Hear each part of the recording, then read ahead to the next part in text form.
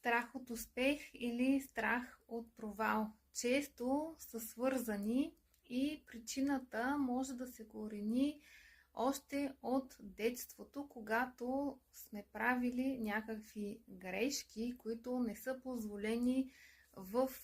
обществените разбирания, както и в учебната система, която възпитава, че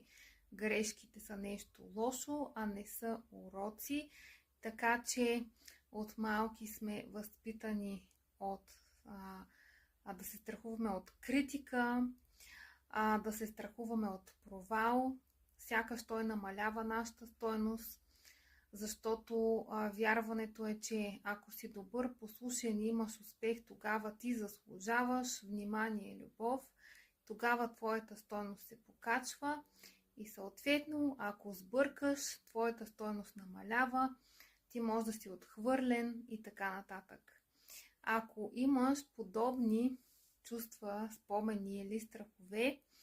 можем да разберем как да се освободиш от тях чрез задаване на въпрос към акашовите записи.